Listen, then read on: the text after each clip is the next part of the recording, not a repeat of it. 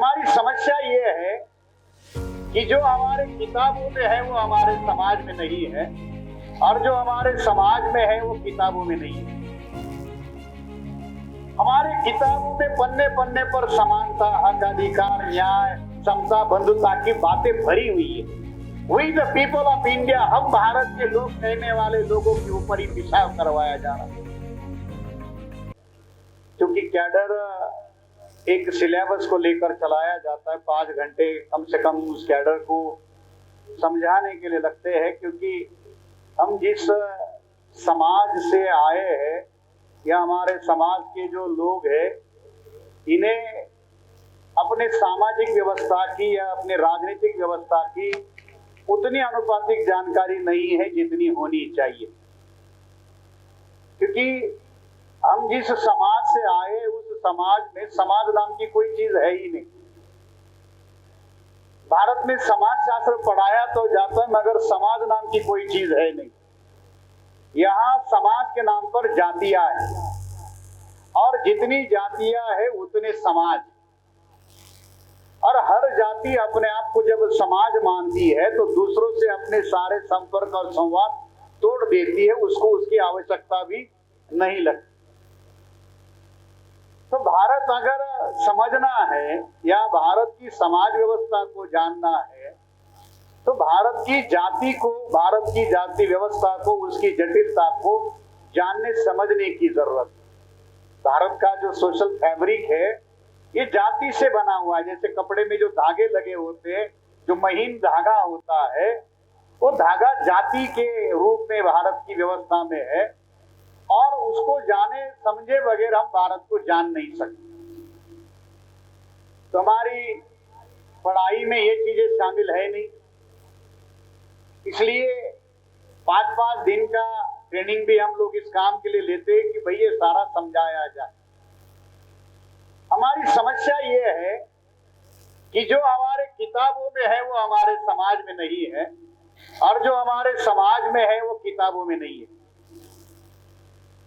हमारे किताबों में पन्ने पन्ने पर समानता, हक, अधिकार, न्याय, समता, बंधुता की बातें भरी हुई है। संविधान उठाकर देख लीजिए, सारी बातें आपके समर्थन में। ऐसी कोई विधि, ऐसा कोई कानून आपके विरोध में नहीं है। पूरे संविधान के पन्ने पन्नों पर 395 आर्टिकल है, लगभग 69 आर्टिकल आप हमारे मूल निवासी बहुजन समाज के अधिकारों के लिए। सारे कानून, सारी प्रक्रिया आपके अधिकारों को देने के लिए बनाई हुई। ऐसी कोई गैर बराबरी आपको किताबों में नहीं मिलेगी। सारी किताबें आपको अधिकार देने के लिए संविधान के रूप में और उसके बाद में बनी हुई विधि परंपराएं उसको लेकर बनी है। व्यवहार में क्या है? व्यवहार में क्या है?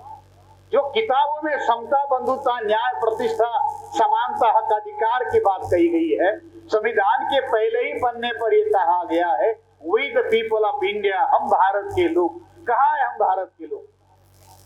किसको कहा जाए कि ये भारत है और ये भारत के लोग हैं? हकीकत में व्यवहार में कहाँ है भारत और कहाँ है भारत के लोग? तो जो संविधान के अंदर की जो समता, बंधुता की बात है, किताबों में जो अधिकार है, क्या वो समाज में लागू है? और समाज के अंदर की गैर बराबरी, ऊंच नीचता, समानता, छुआछूत, हर छोटी से छोटी चीज को लेकर जो संघर्ष की बात आती है, यहाँ उसके लिए जान की कीमत लोगों को चुकानी पड़ती है, वो क्या हमारी किताबों में दिखाई देती है? हमारी किताबों में जो है वो समाज में नहीं है, और जो समाज में है वो किताबों में नहीं है। हमें काम किताबों में नहीं करना, काम समाज में करना है। मगर किताबों में जो दिशा है, किताबों में जो मार्ग है आपको बताया गया है, हमारे अधिकारों की जो व्यवस्था की है, उसको जाने समझे बगैर हम उसको समाज में लागू नहीं कर सकते। तो हमें इन दोनों चीजों को जानने समझने की जरूरत है। इसलिए प्रशिक्षण की आवश्यकता इन्हीं चीजों के लिए है कि भाई हमें क्या करना है, कैसे करना है, किसके लिए करना है, किस तरीके से करना, ये जानना समझना हमारे समाज के बुद्धिजीवियों को बहुत ज्यादा जानने की जरूरत है। क्योंकि आपके पास अगर आपकी कोई दिशा निर्धारित नहीं हो तो क्या होगा? आप कितने कदम चलते हो, कितने साल से काम कर रहे हो, ये मायने नहीं रखता।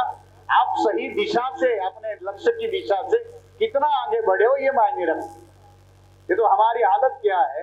मैं हमेशा एक उदाहरण देता हूँ। मुल्ला नसरुद्दीन एक बार ट्रेन से सफर कर रहा था। आजादी के 75 साल हो गई है, हमें जानना समझना बहुत जरूरी है। तो ट्रेन से सफर कर रहा था, ट्रेन स्टेशन से निकलकर काफी समय हो गया, और आप लोगों को पता है कि ट्रेन में टिकट चेक करने के लिए टीटी आते रहते, टीसी आते रहते। मुल्ला नसरुद्दीन जिस कोच में बैठा, उस कोच में, उस कंपार्टमेंट में टीसी आता है, और मुल्ला नसरुद्दीन को भी अपना टिकट मांगता है। जब टिकट मांगा जाता है तो अपना शर्ट का पॉकेट निकालता है, देखता है उसमें टिकट नहीं।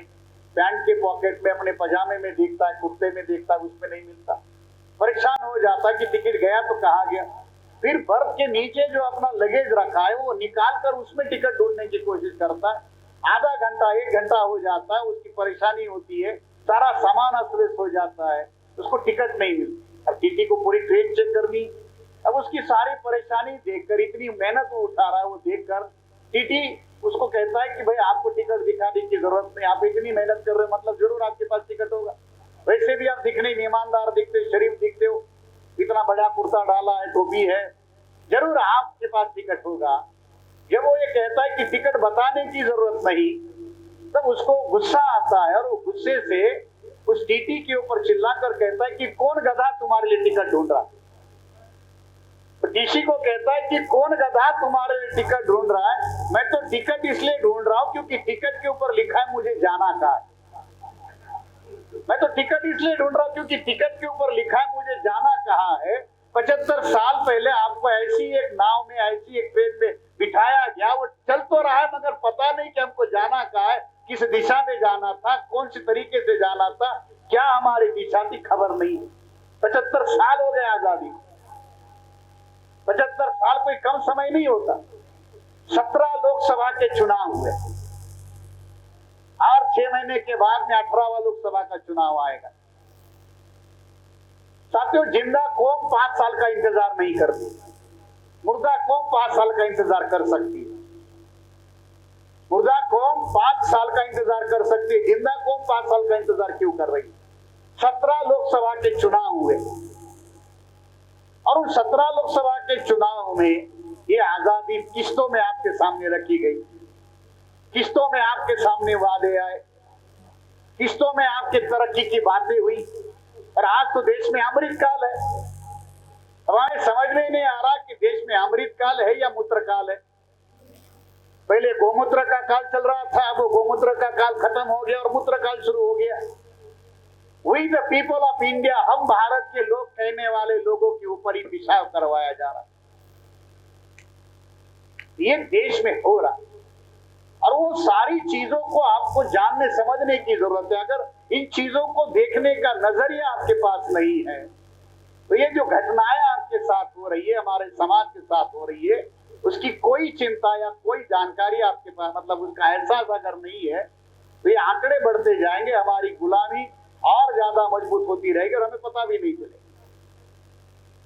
साथियों, ये जो दौर है, ये सूचनाओं का दौर है। ये जो दौर, जिस दौर में हम लोग जी रहे हैं, ये इंफॉर्मेशन एंड टेक्नोलॉजी का दौर है। दुनिया में जानकारी का विस्फोट हो रहा है। हर आदमी जानकारी के लेवल पर बहुत ज्यादा एडवांस होना चाहता है, अपडेट होना चाहता है। यहाँ बैठे बैठे भी आप में से बहुत सारे लोगों ने व्हाट्सएप पर या सोशल मीडिया में अपना स्टेटस अपडेट करने की प्रक्रिया की होगी कि भाई हम फला फला कार्यक्रम है। इतना ज्यादा हम अपडेट होने की कोशिश में लगे। और ये सारे इंफॉर्मेशन और टेक्नोलॉजी के दौर में, जानकारी के एक्सप्लोजन के दौर में, हमारी समस्या है कि आपको हमें जानकारी से दूर रखा जा रहा है।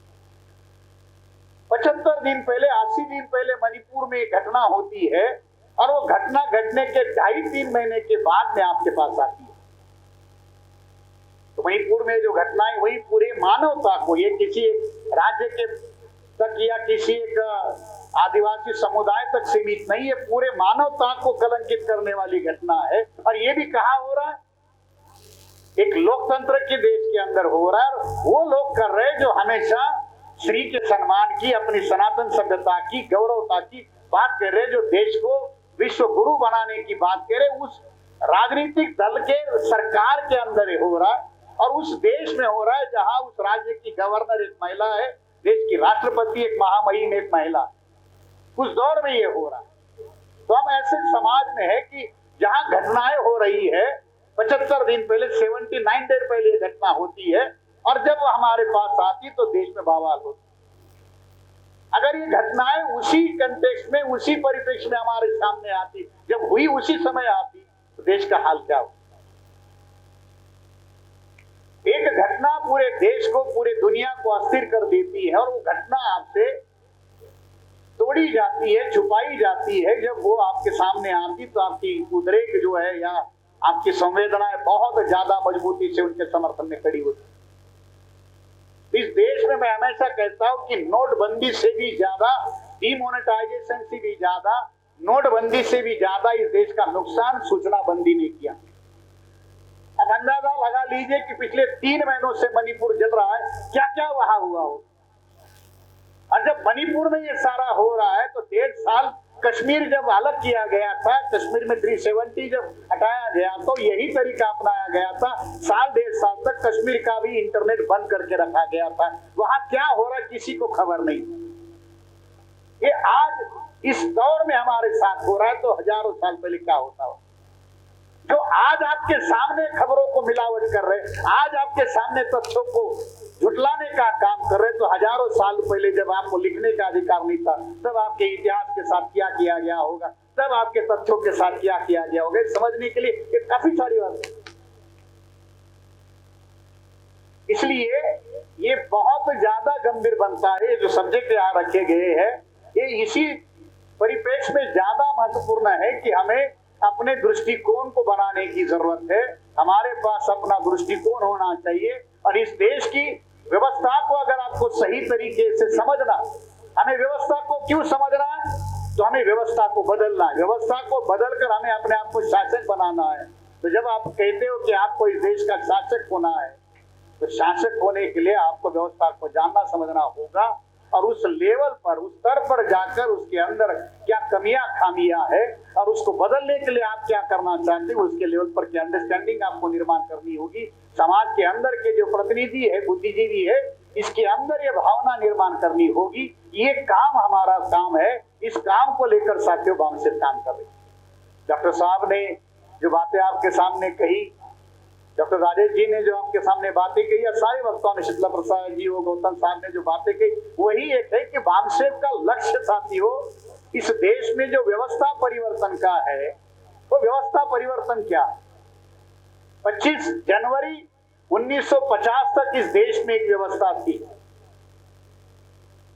25 जनवरी 1950 तक इस देश में एक व्यवस्था थी, और वो व्यवस्था ये थी कि आदमी मां के पेट से ही पैदाइशी महान होता है। 25 जनवरी तक ये माना जाता था कि आदमी मां के पेट से ही बाय बर्थ वो महान पैदा होता है। जिस जाति में पैदा हुआ, जिस वर्ग में पैदा हो, उसकी विरासत उसको जन्म के साथ ही मिली। 26 जनवरी 1950 को जब संविधान लागू हुआ, ये हजारों सालों की गैर बराबरी की व्यवस्था खत्म कर दी गई।